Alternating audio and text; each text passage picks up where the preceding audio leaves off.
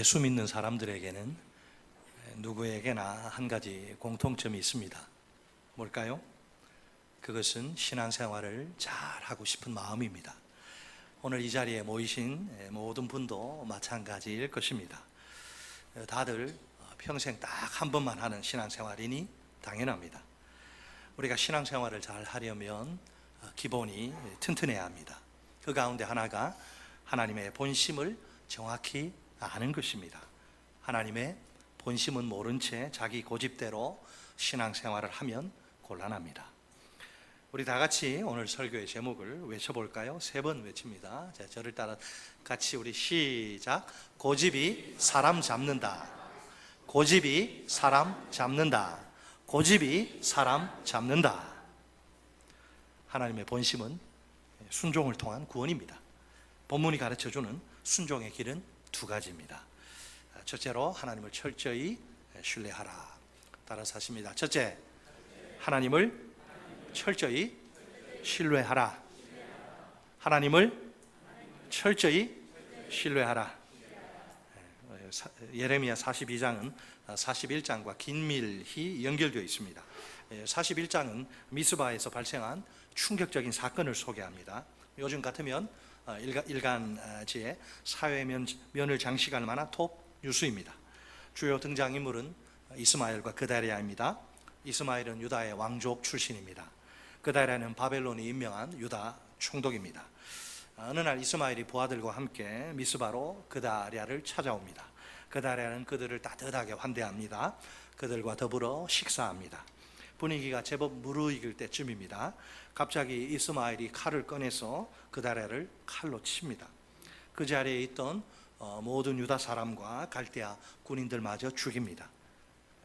방심하다가 그냥 무방비로 처참하게 당하고 만 것입니다. 아니, 바벨론 왕에 의해 임명된 총독과 그의 군인들을 살해하다니요. 바벨론 왕이 가만히 있을 리가 없겠지요. 대형 사고를 친 이스마엘 일행은 만몬으로 도주를 시도합니다. 얼마 후에 유다의 요하난과 군 지휘관들이 이 암살 사건에 대해서 듣습니다. 큰일 났구나 싶어서 황급히 부하들을 동원해 이스마엘 무리를 추격합니다. 화가 자기들에게까지 미칠 수도 있기 때문입니다. 자기들이 저지른 일이 아닌데 덤터기를 쓰면 억울하지 않습니까? 진노한 바벨론 왕이 어떻게 나올지는 예측 불가입니다. 그가 분풀이로 광란에 칼춤을 추지 말란 보장이 없습니다. 가만히 앉아 있다가는 큰일 날지도 모릅니다. 무자비한 보복에 칼날을 맞기 십상입니다. 서둘러 대책을 실행에 옮기는 게 좋습니다. 일단 모든 군대 지휘관과 요하난과 백성이 예레미야에게로 옵니다. 한 목소리로 자신들의 절망적인 처지를 호소합니다. 자신들을 위해 여호와께 기도해 달라고 간청합니다. 그들은 마땅히 가야 할 길이 어디인지 알고 싶다고 이야기합니다. 마땅히 행해야 할 일이 무엇인지도 알기 원한다고 말합니다. 예레미야는 그들의 간청을 들어줍니다. 그러자 그들은 예레미야에게 철저한 순종을 약속합니다. 본문 5절, 6절 말씀입니다. 같이 읽습니다. 시작. 그들이 예레미야에게 이르되 우리가 당신의 하나님 여호와께서 당신을 보내사 우리에게 이르시는 모든 말씀대로 행하리이다. 여호와께서는 우리 가운데 진실하고 성실한 증인이 되시옵소서. 우리가 당신을 우리 하나님 여호와께 보냄은 그의 목소리가 우리에게 좋든지 좋지 않든지를 막론하고 순종하려 함이라. 우리가 우리 하나님 여호와의 목소리를 순종하면 우리에게 복이 있으리이다 하니라. 아멘. 사람이 궁지에 몰리면 무슨 말 못하겠습니까? 지금 다 죽게 생겼으니 이제 이런 말을 하는 거죠.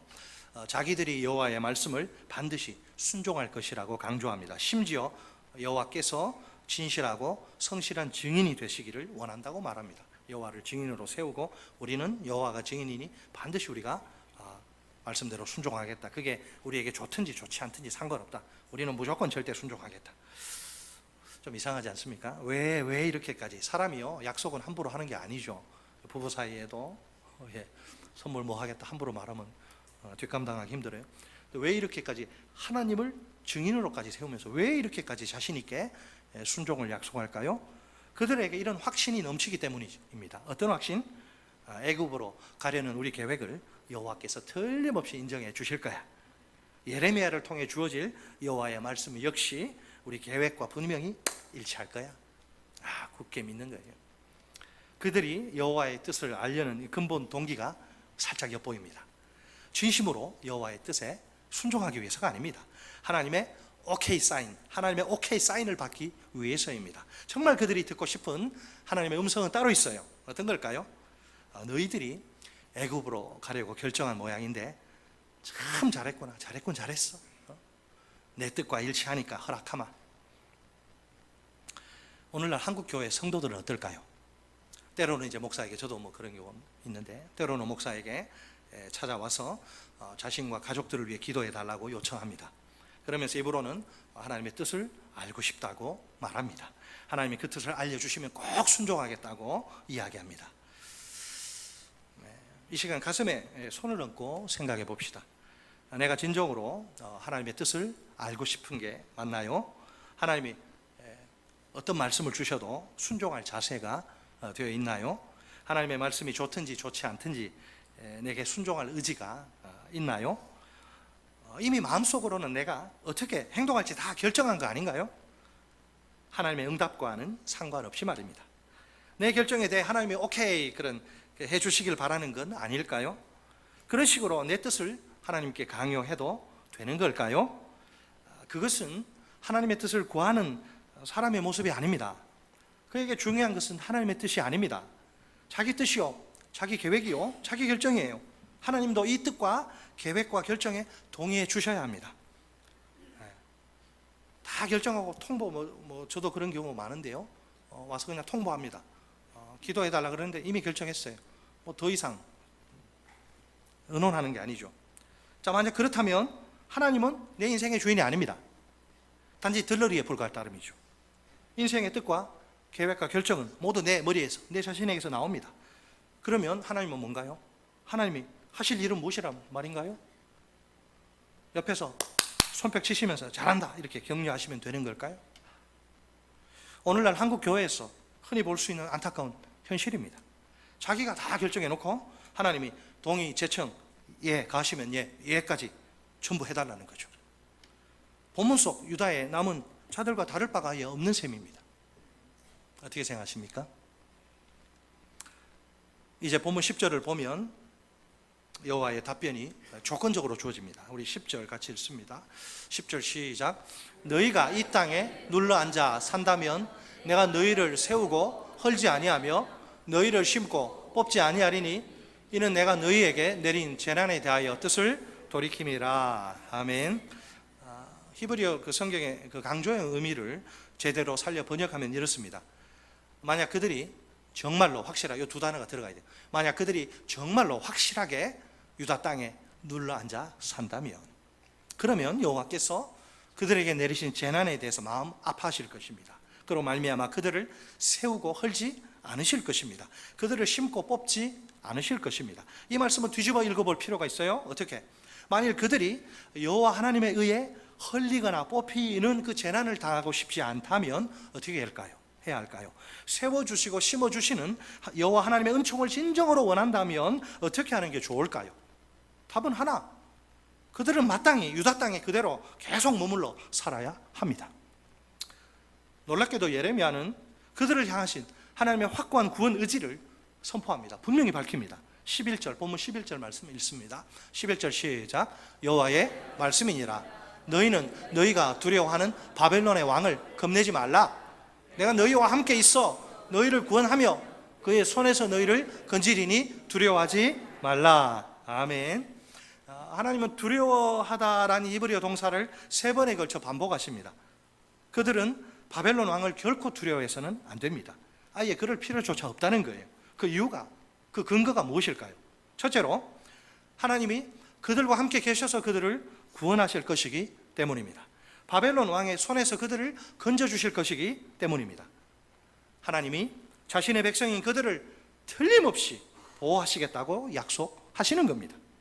둘째 이유는, 두려워하지 말아야 할 둘째 근거는 본문 12절 말씀 우리 같이 읽습니다. 12절 시작. 내가 너희를 불쌍히 여기리니 그도 너희를 불쌍히 여겨 너희를 너희 본향으로 돌려보내리라 하셨느니라. 아멘. 왜 두려워하지 말아야 합니까? 하나님이 유다 사람들에게 그들에게 긍휼을 베푸실 것이기 때문입니다. 여러분 정말 놀라운 게 있어요. 이 긍휼 베푸심이요 그걸로 끝나는 게 아니라 바벨론 왕에게 가서 그대로 전달될 것입니다. 바벨론 왕도 그들을 불쌍히 여길 것입니다.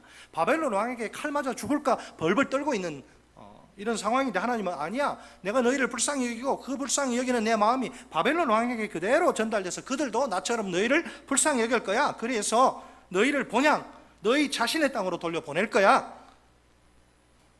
게임 끝난 거예요. 이 정도면 끝난 거예요. 더 이상 이게 말할 필요가 없습니다. 여태껏 지금 바벨론 왕의 보복을 두려워한 그들이 아닙니까? 그들의 예상이 보기 좋게 빗나가고 맙니다. 오히려 그들에게 긍휼의 은총이 2번씩이나 부어지네요. 한 번은 이해하겠네, 한 번은 도저히 이해할 수가 없어요. 한 번은 하나님에게서, 또 한 번은 바벨론 왕에게서 말입니다. 그러므로 그들은 바벨론 왕의 보복을 두려워할 필요가 있다 없다? 전혀 없습니다. 여러분 현실을 믿습니까? 하나님 말씀을 믿습니까? 말씀을 믿어야죠. 현실이 아무리 힘들어도 현실 따라가면 망하는 거예요. 자, 과연 하나님의 본심, 그 뿌리가 무엇일까요? 왜 이렇게까지 하실까요? 자기 백성을 향한 그분의 끊을 수 없는 사랑 때문에 그래요. 사랑의 대상인 그들이 하나님의 말씀대로 순종해 구원받기를 바라시는 거예요. 정반대로 그들이 불순종해서 끝끝내 고집하고 불순종해서 멸망에 떨어진다면 어떨까요? 하나님은 도저히 그 모습을 볼 수 없는, 도저히 견디기 힘든 극한의 고통이기 때문에 제발 너희들 그렇게 하면 안 된다. 사랑하는 내가 너희를 어떻게 사랑하는데 너희가 그렇게 고집 피우고 불순종해서 망하면 되겠느냐 하면서 권면의 말씀을 주시는 거예요. 이 땅에 눌러 앉아 살아라, 딴 생각하지 말고. 자, 그런데 현실이 지금 안 받쳐주니까 문제죠. 이 사람들, 우리도 그렇고 현실하고 말씀이 너무 동떨어져 있는 거예요. 자, 그래서 하나님의 권면을 받아들이기 위해서 뭐가 필요하다? 믿음이 요구되는, 믿음이. 어떤 믿음? 하나님께 대한 전적인 믿음 말입니다. 여러분 신앙생활은요, 내 조금 일부를 거는 게 아니에요. 내 전부를 거는 게 신앙생활입니다. 전적으로 신뢰하고 나를 던지는 게 그게 신앙생활이에요. 그들은 하나님을 철저히 신뢰해야 합니다. 이것이 순종의 첫 번째 길입니다. 이 길을 걸어가야 그들에게 구원이 임할 것입니다. 여러분 당시 그 바벨론을 비롯해서 이제 전 유다를 장악한 존재는 바벨론 왕이죠. 그의 권력은 실로 무시무시합니다. 그 아주 공포의 그 힘 앞에 무릎 꿇지 않은 나라가 없을 정도입니다. 패권 국가죠. 특히 그들은 유다와 예루살렘의 그 처참한 멸망의 광경을 똑똑히 목격한 자들입니다. 여러분 우리 큰 재난 겪은 사람이 그 트라우마가 평생 갑니다. 대구 지하철 참사, 산풍, 그 사람도 지금도 못 벗어나요. 계속 정신과 치료받아도 안 됩니다. 그만큼 그거는요, 그 충격과 공포는 말로 표현하기 어렵습니다. 멀쩡한 호텔에서 불이 나가지고 도저히 그 있으면 지치게 죽으니까 뛰어내리는 에어매트 있으니까 저거 안전하다 믿고 되는데 그게 뒤집힐 줄 누가 알았어요? 재난의 그 현장에 있으면요, 그 옆에 있는 사람도 그래요. 그 충격과 공포는 말로 표현하기 어려워요. 일평생 이게 씻기 힘든 트라우마가 틀림없죠. 그렇게 지금 그들에겐 하나님께 대한 전적인 믿음이 요구되는 거예요. 그럴지라도 그럼에도 불구하고 하나님이 아니라 그러니까, 하나님이 너희 구원을 거기 눌러 앉아도 바벨론 왕이 어쩌지 못해. 너희를 지킬 거야. 너희 안전할 거야.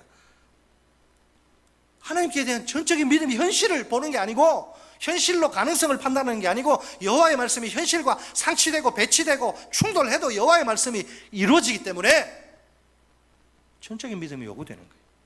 이 믿음이 살아있으면 순종의 걸림돌인 이 모든 두려움을 몰아내는 겁니다. 믿음이 있는 사람은 두려워하지 않아요. 바벨론 왕이 아무리 대제국의 패권 국가의 왕이라 해도 하나님과 비교할 수는 없습니다. 하나님은 만왕의 왕이시오, 만유의 대주제이십니다. 그분께는 온 세상 만물에 대한 절대 주권이 있어요. 그 주권에서 바벨론 왕까지도 통제할 수 있는 강력한 파워가, 능력이 나옵니다. 세상 모든 나라와 민족의 흥망성쇠가 다 하나님 아버지의 그 한 손에 있습니다. 이 세상 우리 모든 인생의 생사 화복도 전부 하나님의 주권 아래 놓여 있습니다. 여러분, 하나님께 복받기 원하십니까? 복받을 자리에서 복받을 일을 하십시오. 자, 현재 모든 상황을 통제하고 다스리는 존재는 바벨론 왕이 아닙니다. 살아계신 하나님이십니다. 유다의 남은 자들은 이 하나님의 통치와 통제와 통치를 전적으로 신뢰해야 합니다. 이 하나님의 절대 주권을 철저히 붙들어야 합니다. 애굽 땅으로 가지 말고 유다 땅에 머물러 살아야 합니다. 그러면 하나님이 베푸시는 구원과 보호를 누릴 수 있습니다. 그토록 간절히 바라던 생존과 안전이 그들에게 주어지는 것입니다. 참으로 하나님의 주권이 놀랍지 않습니까? 인간의 기대나 예상을 완전히 뒤엎어버립니다. 바벨론 왕이 유다의 남은 자들에게 보복하는 일은 결코 일어나지 않습니다. 신기하게도 바벨론이 그들에게 긍휼을 베풀 것입니다. 왕이 피해자인데, 왕의 보낸 파송한 총독과 그의 군대가 암살당했는데 쳐 죽여도 시원찮을 판에 그런 유대인들을 긍휼을 베푼다? 이게 사람이 할 수 있는 일인가요? 하나님의 절대 주권 때문에 그렇습니다. 바벨론 왕도 하나님의 주권 아래에 있습니다. 자기 위에 아무도 없는 게 아니라, 눈에 뵈는 게 없는 게 아니라 하나님이 살아계시단 말이에요. 하나님이 그에게 보복을 허락하지 않으십니다. 보복 안 돼. 그 대신 긍휼을 베풀라고 하십니다. 긍휼을 베풀어. 아무리 대제국의 왕이라도 꼼짝할 수 없어요. 그가 하나님의 통제와 통치를 벗어나는 것은 불가능합니다. 할렐루야. 만왕의 왕이신 하나님을 찬양하라. 자, 그런데 권면의 말씀이 전부가 아닙니다. 유다의 남은 자들을 향한 경고의 말씀도 있습니다. 보면 13절로 14절 말씀 우리 같이 읽습니다. 13절 14절 시작. 그러나 만일 너희가 너희 하나님 여호와의 말씀을 복종하지 아니하고 말하기를 우리는 이 땅에 살지 아니하리라 하며, 또 너희가 말하기를 전쟁도 보이지 아니하며 나팔 소리도 들리지 아니하며 양식의 궁핍도 당하지 아니하는 애굽 땅으로 들어가 살리라 하면 잘못되리라, 잘못되리라, 잘못되리라. 너희가 이 땅에 눌러 앉아 살면 구원받고 안전하겠지만 애굽 땅으로 들어가 살리라 하면 잘못되리라. 자, 13절 14절의 내용은 동일합니다. 여호와 하나님의 말씀에 대한 불순종, 항상 사람의 반응은 말씀이 주어질 때 순종하든지 불순종하든지, 순종하라, 권면하라, 두려워하지 말고 순종하면 너희 산다 권면해 놓고, 불순종할 수 있으니 불순종하면 어떻게 되는지를 경고하는 거예요.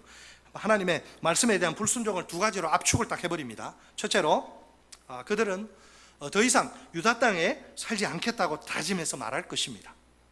왜 그들이 이처럼 계속 유다 땅에서 살지 않겠다고 고집할까요?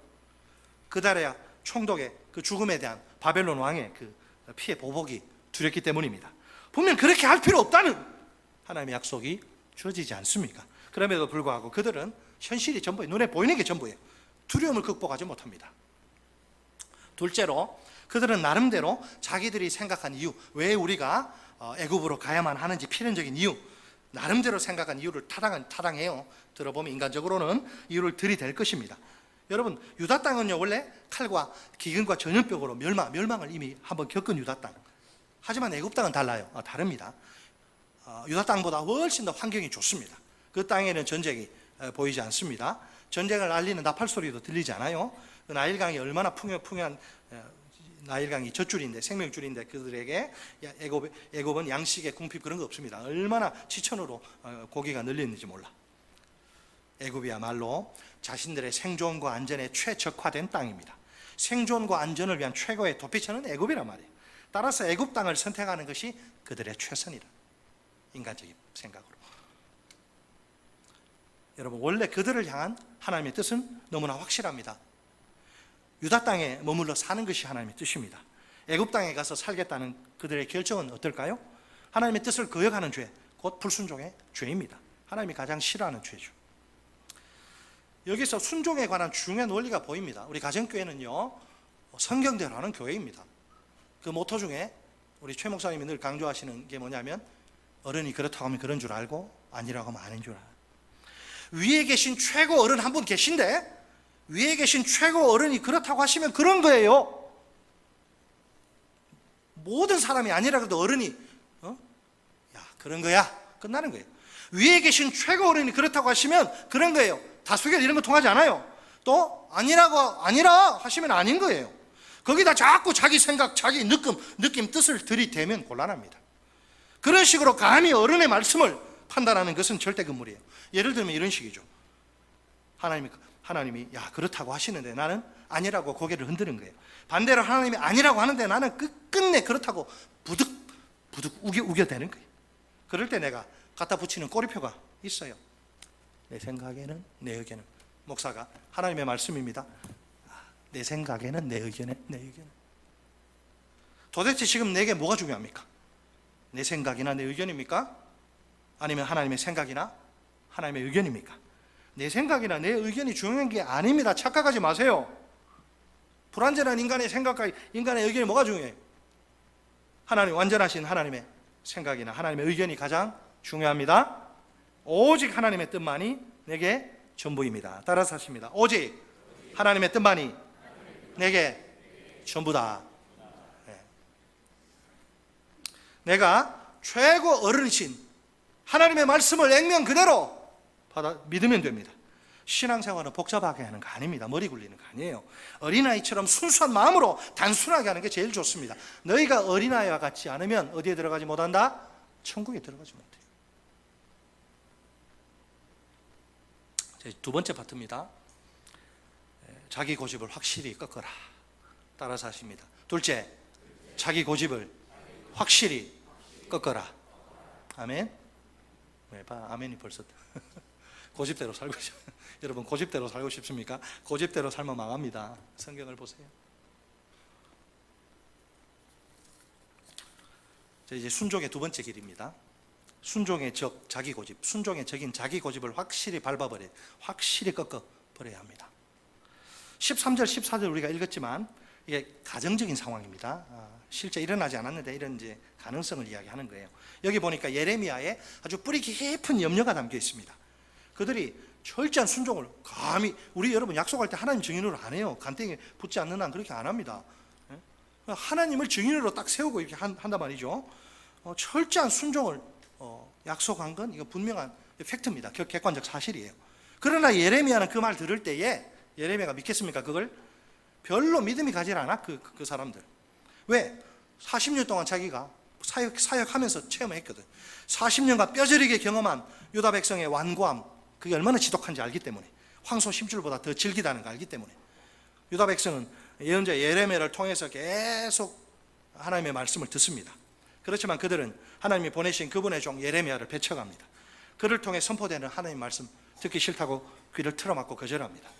하나님을 거역한 것이나 마찬가지죠. 하나님 보실 때에 영적으로 굉장히 둔감한 자들입니다. 이에 아예 대놓고 하나님이 세울 그 영적 질서가 있어요. 하나님이 세운 영적 질서를 무시하는 거예요. 그들은 항상 자신들의 악한 마음의 고집에 따라 행동합니다. 그 고집이 얼마나 억세고 강한지 몰라요. 좀처럼 그 고집을 꺾을 생각하지 않습니다. 불행히도 그들의 고집이 유다와 예루살렘의 멸망을 초래하고 맙니다. 자, 그렇다면 이 사람들은 하나님의 옛 백성이고 하나님의 새 언약 백성인 우리는 어떨까요? 하나님의 옛 백성인 유다의 이 남은 자들, 본문 속의 등장 인물들과 비교해 봅시다. 그들보다 나은 구석이 우리에게 있을까요? 솔직히 고집이 센 것은 신앙생활에 아무런 도움이 되질 않습니다. 오히려 큰 걸림돌로 작용합니다. 진짜로 심각한 문제입니다. 누구든지 하나님의 말씀 앞에선, 여러분 미국 사람들도 바이블 스픽 사면 끝나는 거예요. 누구든지 하나님의 말씀 앞에 선 자기 고집을 꺾을 줄 알아야 합니다. 끝까지 자기 고집을 피우면 본인만 손해입니다. 영적으로 손해가 이만저만이 아닙니다. 우리가 끝까지 붙들어야 할 것은 고집이 아니라 하나님의 말씀입니다. 하나님의 말씀에 목숨을 걸어야지 고집에 목숨을 걸면 어떡합니까? 하나님이 누구를 기뻐하시고 칭찬하실까요? 순종의 적인 고집에 목숨 건 사람일까요? 아니면 구원의 진리 생명의 말씀 하나님의 말씀에 목숨 건 사람일까요? 너무나 바보 같은 질문이죠. 우리가 예루살렘이 바벨론의 그 무자비한 공격을 받을 때 그 상황으로 한번 들어가 봅시다. 그때 여호와께서 예루살렘 사람들에게 두 가지 길을 딱 두십니다. 하나는 생명의 길, 다른 하나는 사망의 길. 두 가지 중간은 없습니다. 두 길밖에 없어요. 제3의 길, 안전지대 이런 건 존재하지 않습니다. 살든지 죽든지, 예루살렘에 갇혔는데 이 사람들이 살든지 죽든지 둘 중에 하나밖에 없어요. 자, 지금 그러면요 42장에 유다 백성이 처한 상황은 어떤가요? 바벨론의 보복이 두려워서 유다를 떠나려고 결정한 상태입니다. 여호와께서 그들 앞에 다시 두 가지 길을 펼치십니다. 역시 하나는 생명의 길이요 다른 하나는 사망의 길입니다. 생명의 길을 위한, 그게 하나님 본심이죠. 생명의 길을 위한 권면의 말씀이 있습니다. 그 말씀에 순종하면 구원에 이르게 됩니다. 반대로 사망의 길을 피하라고 그렇게 주시는 경고의 말씀도 있죠. 그 말씀에 불순종하면 그 인생은 멸망으로 끝나게 됩니다. 이게 협박하고 공갈치는 거 아니에요. 말씀을 보세요. 과연 그들은 어떤 미래를 맞이하게 될까요? 선택에 따라서 극과 극의 미래가 주어질 것입니다. 자신들의 계획을 실행하며 반드시 잘못되고야 말 것입니다. 하나님이 그러잖아요. 잘못되리라. 농담 아닙니다. 다음 시간에 이어서 살펴보겠지만 시간이 없어서 이 42장 다 못 봐요. 끝까지 고집하고 애굽으로 가면 칼과 기근이, 그들이 피하고자 했던 칼과 기근이 거기까지 쫓아가서 그들에게 임할 거예요. 그 결과 애굽에서 죽을 것입니다. 살아남을 자가 단 한 명도 없을 것입니다. 모조리 죽는 이 멸절이라 그러죠. 멸절에 비참한 최후가 닥칠 것입니다. 결국 그들의 인생에서 그들의 인생에서 가장 중요한 건 뭘까요? 순종이죠. 순종. 이 사람들이 지금 사느냐 죽느냐 결정하는 것은 바로 순종이에요. 순종. 하나님의 말씀에 대한 순종 말입니다. 순종이 없으면 기도조차 아무런 의미가 없어요. 그들이 예레미야와 굳게 약속하지 않습니까? 말로는 뭔 말을 못해. 좋든지 좋지 않든지 여호와의 목소리를 듣겠습니다. 하나님이 우리 증인이에요. 무슨 일이 있어도 틀림없이 여호와의 말씀에 순종하겠다는 겁니다. 그러면서 예레미야에게 우리 위해 좀 기도해 주세요. 목사님 우리 위해서 좀 기도해 주세요. 부탁하지요. 여호와께서 자기들이 마땅히 갈 길과 할 일을 보이시길 원한다고 말합니다. 그러나 그들의 속마음은 입의 말과 전혀 달라요. 이미 어떻게 행동할지를 결정한 상태입니다. 오케이 사인만 받으러 온 거예요. 어차피 하나님의 말씀은, 하나님의 뜻은 중요하지 않아요. 물론 하나님의 말씀을 통해 하나님이 오케이 하면 자기들의 결정 인정해 주시면 정말 좋겠죠. 자, 그렇지 않으면 아무리 하나님 말씀이라도 필요 없어요. 자기들 계획대로 고집대로 애굽 땅으로 그냥 내려가 살면 그만입니다. 사실은 이 고집을 확실히 꺾지 않으면, 짓밟아 버리지 않으면 다 소용없는 거라. 아무리 하나님의 종에게 능력 탁월한 예레미야에게 기도를 부탁해도 부질없는 짓입니다. 온갖 미사 요구를 동원해서 순종을 약속해도 공수표 휴지 조각에 불과할 따름이에요. 순종하려는 마음이 눈꽃만큼도 없으면 기도도 의미가 없습니다. 기도하면 할수록, 그렇게 기도하면 어떻게 되는지 아세요? 고집이 가득 차서 기도하면 자기 잘못된 신념만 강화될 뿐이고요, 자기 욕심만 정당화하는데 이게 이용될 따름이에요. 오늘 우리 앞에도 생명의 길과 사망의 길이 놓여 있습니다. 넓고 그 길이 넓고 큰 문으로 가는, 그거는 쉽기 때문에 많은 사람들이 간다. 그러나 그 마지막은 지옥이다. 길이 아주 좁고 협착해서 세상에서 인기가 없고 사람들이 별로 안 좋아하고 찾는 이가 적어. 그러나 그 마지막은 생명이다. 이 말씀 누가 했죠? 예수님이 하셨잖아요. 예수님 마태복음 산상설교에서.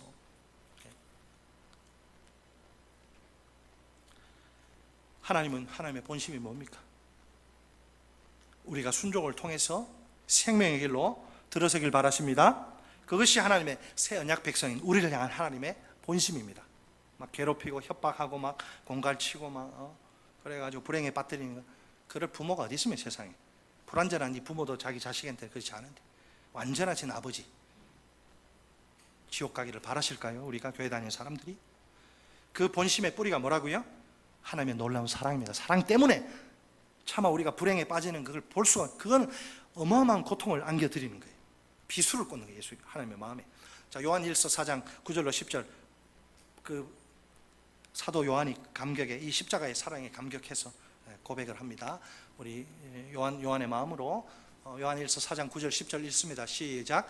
하나님의 사랑이 우리에게 이렇게 나타난 바 되었으니 하나님이 자기의 독생자를 세상에 보내심은 그로 말미암아 우리를 살리려 하심이라. 사랑은 여기 있으니 우리가 하나님을 사랑한 것이 아니요 하나님이 우리를 사랑하사 우리 죄를 속하기 위하여 화목 제물로 그 아들을 보내셨음이라. 아멘. 이 십자가의 사랑을 아십니까? 나 같은 죄인 살리시려고 하나님이 사랑을 확실히 보여주셨는데 독생자 예수 그리스도를 이 땅에 보내시고 내가 받아야 할 죄에 대한 죄책과 저주를 그분 대신 뒤집어 씌우시고 나를 죽이셔야 되는데 예수를 그렇게 저주와 진노 가운데 죽이셔 피 물 다 쏟고 돌아가시게 하셔서 그 예수 믿는 믿음으로 구원받을 수 있는 길을 주신 하나님. 십자가 내가 처음 볼 때에 나의 맘에 큰 고통 사라져 오늘 믿고서 내 눈 밝았네 참 내 기쁨 영원하도다. 이 사랑을 아십니까? 누가 나를 위해 죽어줄 수 있어요? 우리 부모가, 자식이, 배우자가 천만에 오직 나를 사랑하신 하나님만이. 이 사랑 때문에 권면을 하시는 거예요. 야들아 거기 똥 밟으면 망한다. 내 뜻 거역하면 망한다. 제발 이 권면을 주니 이 권면만 붙들면 너희는 살 수 있다. 누구나 일평생 한 번 하는 신앙생활 잘 해야겠죠? 신앙생활 전부를 거셔야 돼요. 세상과 신앙이 양다리 안 됩니다. 하나님의 본심을 정확히 아는 것이 중요합니다. 하나님의 본심은 순종을 통한 구원입니다. 첫째, 하나님을 철저히 신뢰하라. 우리 같이 읽습니다. 시작. 첫째, 하나님을 철저히 신뢰하라. 위에 계신 최고의 어른, 하나님이 그렇다고 하시면 그런 줄 압시다. 또 아니라고 하시면 아닌 줄 믿읍시다. 내 생각에는, 내 의견은, 이 꼬리표 더 이상 달지 맙시다. 오늘부터라도 우리 신앙생활은 어린아이처럼 순수한 마음으로 단순하게 합시다. 아멘. 네. 둘째, 자기 고집을 확실히 꺾어라. 따라서 시작. 둘째, 자기 고집을 확실히 꺾어라. 자기 고집은 순종의 적이라는 사실을 명심합시다. 하나님의 본심에 뿌린 사랑을 꼭 기억합시다. 그 사랑에 온전히 붙들려서 하나님의 뜻에 절대적으로 순종합시다. 그래 우리 모두 마침내 구원의 찬란한 영광에 도달합시다. 천국에서 만납시다.